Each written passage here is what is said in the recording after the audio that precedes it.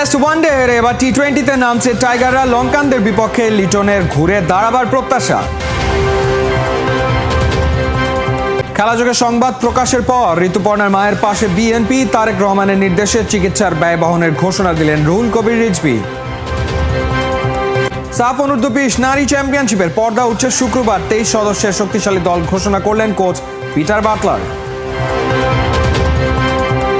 Test আর one day series হারার পর এবার টি-20 মিশনে নামছে বাংলাদেশ। বৃহস্পতিবার ক্যান্ডিতে সিরিজের প্রথম ম্যাচে লঙ্কানদের মুখোমুখি হবে টাইগাররা। শর্টার ফরম্যাটে লঙ্কানদের মোকাবেলায় স্কোয়াডে যুক্ত হয়েছে বেশ কিছু নতুন নাম, যাদের নিয়ে ক্যাপ্টেন লিটন দাস দিয়েছেন লড়াইয়ের আভাস। আগের রাতেই এই ভেন্যুতে বাজে একটা হার। ঠিক টি-20 সিরিজ শুরুর আগের দিন এই ভেন্যুতেই টি-20 দল যখন প্র্যাকটিস করতে এসেছে তখন পুরো মাঠে যেন একটা থমথমে অবস্থা। ক্যাপ্টেন লিটন কুমার দাস মাঠে এসেছেন, কিন্তু একটা বারের জন্য তাকে মাঠে দেখা যায়নি, নেটে দেখা যায়নি, কিংবা একটা টিমকে গোল হয়ে যে ধরনের প্ল্যানিং করার বিষয় আমরা দেখে থাকি ম্যাচের আগের দিন, সেটাও কিন্তু আমরা আসলে দেখিনি। বাংলাদেশের যিনি হেড কোচ আছেন ফিল সিমন্স, তাকে কিছুটা বিরক্ত মনে হয়েছে টিম প্র্যাকটিসের সময়। শরীফুল এবং নাসুম আহমেদকে কিছু একটা বলে শাসাচ্ছিলেন, খুব সম্ভবত ড্রেসিং রুমে পাঠিয়েছেন। পুরো দলের যেই অবস্থাটা, তাতে করে বলাই যায় বাংলাদেশ টি-20 সিরিজ শুরুর আগে অন্তত মানসিকভাবে খুব ভালো একটা অবস্থায় নেই। ক্যাপ্টেন লিটন কুমার দাস আসলে টি-20 সিরিজটা নিয়ে কি ভাবছেন? বাংলাদেশ কেমন ক্রিকেট খেলবে যখন কিনা ইউএই এবং পাকিস্তানের বিপক্ষে ভরাডুবি হয়েছে সবশেষ দুটো সিরিজে? ডেফিনেটলি আমরা চেষ্টা করব। ইজি হবে না, বিকজ তারা তাদের হোম কন্ডিশনের বেটার সাইড আমার কাছে মনে হয়। আমরা চেষ্টা করবো আমাদের 100% ক্রিকেটটা খেলার, বাদ বাকিটা দেখা যাক। না, টি-20 সিরিজের জায়গায় আছে ডিফারেন্ট ফরম্যাট। টেস্ট আলাদা একটা ফরম্যাট, ওয়ানডে আলাদা একটা ফরম্যাট, টি-20 আলাদা ফরম্যাট। সো সবাই জানি আমরা এই ফরম্যাটে কীভাবে খেলতে হয়, আমরা এটাই চেষ্টা করব। ক্রিকেটটা মেন্টাল গেম, তাই মানসিকভাবে শক্ত করাটা বাংলাদেশ দলকে এই মুহূর্তে খুব বেশি জরুরি। তাই কোচিং স্টাফের প্রত্যেকটা সদস্যকে দেখা গেছে মানসিক ডাক্তার হয়ে যেতে। আমরা দেখেছি শন্টেডকে সাইফুদ্দিনকে বোঝাচ্ছেন যে মাথা দিয়ে বল করো। অন্যদিকে স্পিন বোলিং কোচ মুস্তাক আহমেদকে দেখা গেছে নাসুম আহমেদকে ঠিক একই পরামর্শ, একই টোটকা দিতে বলছিলেন, মাথা খাটিয়ে বলটা করতে হবে। শ্রীলঙ্কার বিপক্ষে জেতাটা খুব একটা সহজ হবে না, অন্তত যখন এই ফরম্যাটে বাংলাদেশ বাজে অবস্থায় আছে আর ঘরের মাঠে শ্রীলঙ্কা অনেক বিপজ্জনক দল হবে। ব্যাট হাতে ক্যাপ্টেন লিটন কুমার দাসের অবস্থাটাও কিন্তু খুব একটা ভালো নয়। ফর্মে নেই, ওয়ানডে সিরিজে সুযোগ পেয়েছিলেন, কাজে লাগাতে পারেননি। ঠিক টি-20 সিরিজে কি সেই প্রভাবটা পড়বে? আমার মনে হয় না। অ্যাজ এ প্রফেশনাল প্লেয়ার আপনাকে সব জায়গায় অ্যাডজাস্টমেন্ট করতে হবে, আর আমার মনে হয় আমি এটা খুব ভালো করেই পারি। যখন টি-20 টেস্ট ফরম্যাট খেলেছি, টেস্টের মতন খেলার চেষ্টা করেছি। ওয়ানডে ফরম্যাটে তারা আমাকে সুযোগ দিয়েছিল, আমি আমার সুযোগটা কাজে লাগাতে পারিনি। হোপ যে আবার যখন ডোমেস্টিক খেলবো, আবার পারফর্ম করবো, দেন আবার তারা আমাকে মনে করবে যে আমি বেস্ট ইলেভেনে থাকার মতন, অবশ্যই আমাকে সুযোগ দেবে। টি-20 ফরম্যাটটা তো অনেকদিন ধরে খেলতেছি এবং আমাদের কয়েকটা সিরিজও গেছে কিছুদিন আগে। সো হোপ যে আমরা এই সিরিজে অ্যাজ এ টিম ঘুরে দাঁড়াতে পারবো। ম্যাচের আগের দিন পুরো দল প্র্যাকটিসে আসেনি, মাত্র 6 জন ক্রিকেটার এসেছেন, বাকিরা হোটেলেই সময় কাটিয়েছেন। যেহেতু আগের রাতেই ওয়ানডে ম্যাচ খেলেছেন মেহেদী হাসান মিরাজ কিংবা তাসকিন আহমেদরা, তাদের বিশ্রাম ছিল। তবে ব্যাটসম্যানরা 50 ওভার খেলতে পারছে না, কি কারণে এমন ব্যর্থতা? চিফ সিলেক্টর গাজী আশরাফ হোসেন লিপু বলছেন তাদের হাতে বিকল্পের অভাব, তবু সামনে বেশ কিছু পরিবর্তন আনবে সিলেকশন প্যানেল। এদিকে দলের ব্যাটিং এর উন্নতির জন্য একজন স্পেশালিস্ট কোচ খুঁজছে বিসিবি। শ্রীলঙ্কার ক্যান্ডি থেকে দুটো অলরেডি করে ফেলেছেন, একটা জায়গাতে আটকে আছে। I think let's look forward. এটা আপনি কথাটা ঘুরাচ্ছেন, কথাটা আপনি কথা প্যাচারতির কথা বলছেন। দলের সঙ্গে না, একটু আগে ভাগে এসেই প্রেস বক্সে বসে সাংবাদিকদের সঙ্গে লঙ্কানদের প্র্যাকটিসে চোখ চিফ সিলেক্টরের। কিছুক্ষণ আগে ওই গণমাধ্যম কর্মীদের প্রশ্নেই মেজাজ হারিয়েছেন। টিমের ব্যর্থতায় সবার আগে সমালোচনার তীরটা তেড়ে আসে সিলেকশন প্যানেলের দিকে।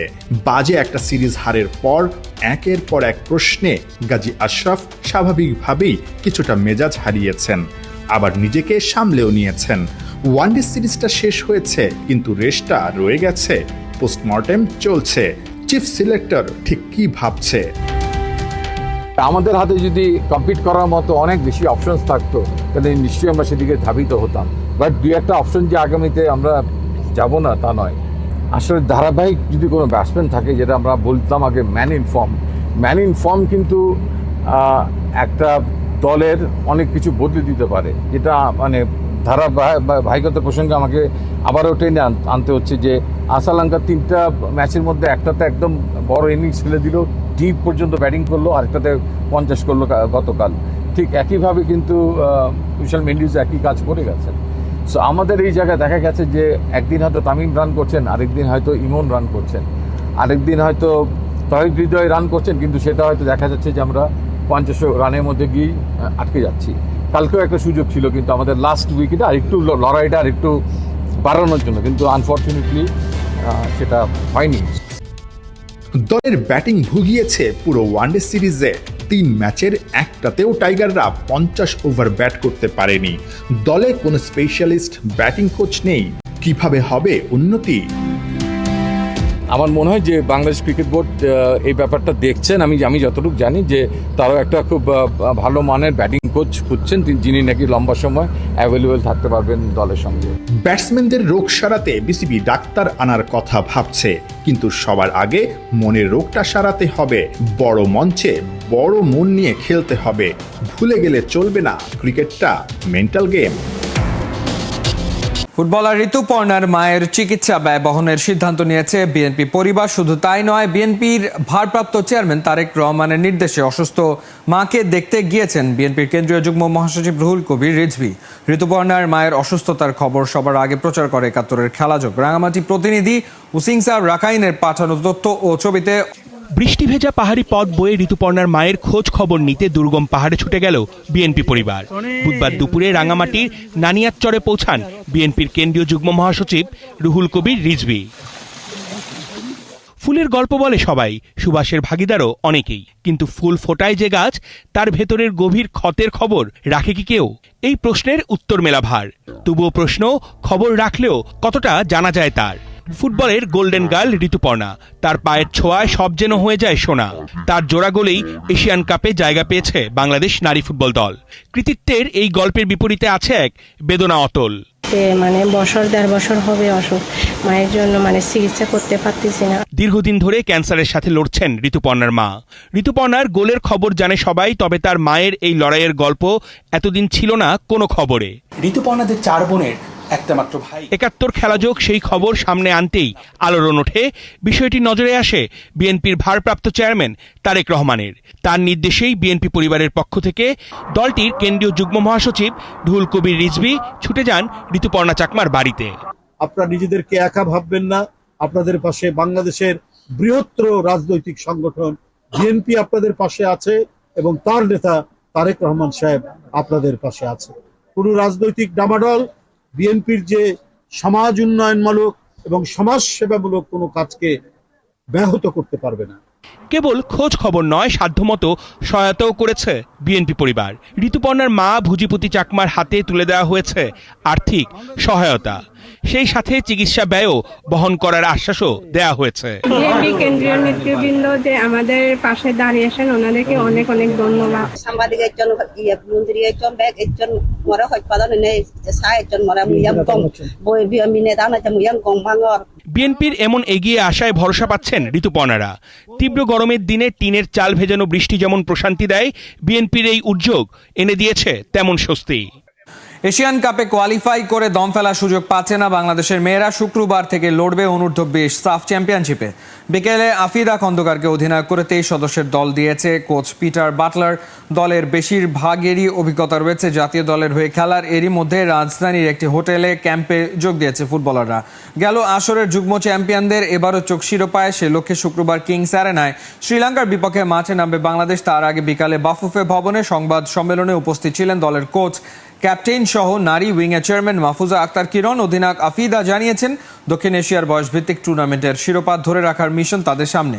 এদিকে এবারের আসরে অংশ নিচ্ছে না আরেক চ্যাম্পিয়ন ভারত। শুক্রবার থেকে শুরু হতে যাওয়া মেয়েদের বয়সভিত্তিক সাফে অংশ নেওয়া বাকি 3 দল শ্রীলঙ্কা, নেপাল ও ভুটান। টুর্নামেন্টের পর্দা নামবে 21 জুলাই।